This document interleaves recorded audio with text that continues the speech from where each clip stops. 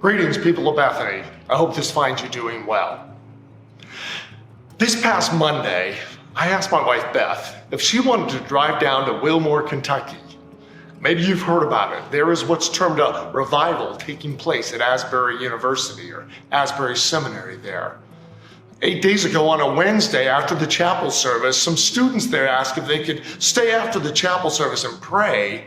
And they kept praying and praying, and more people started showing up and more people started showing up. And the next thing you know, this place called Hughes Auditorium is filled with hundreds of people praying, worshiping, speaking, sharing testimonies, confessing sin.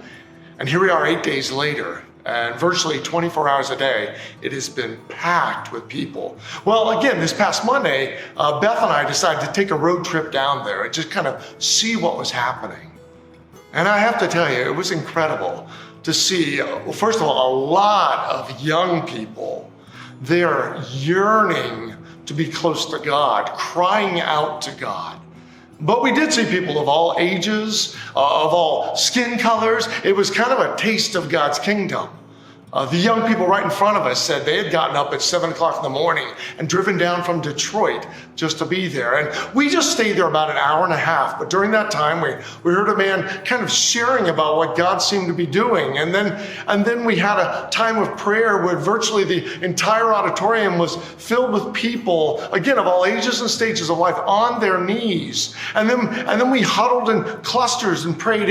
And you heard people crying out to God, people praying out loud, people praying silently. You could hear people weeping, and then music broke out and we began singing, and it was amazing.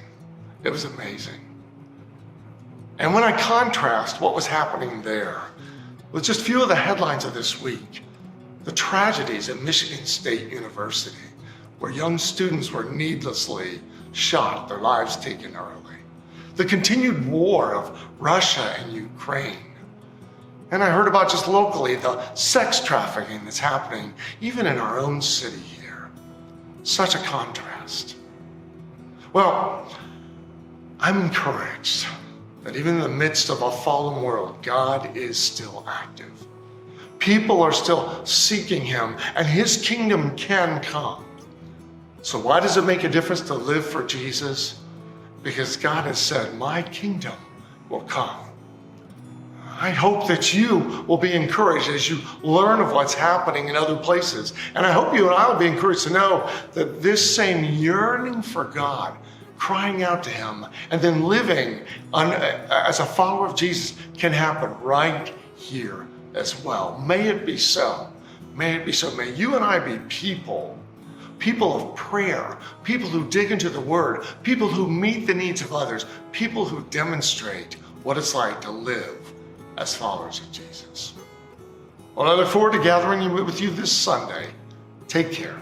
God bless.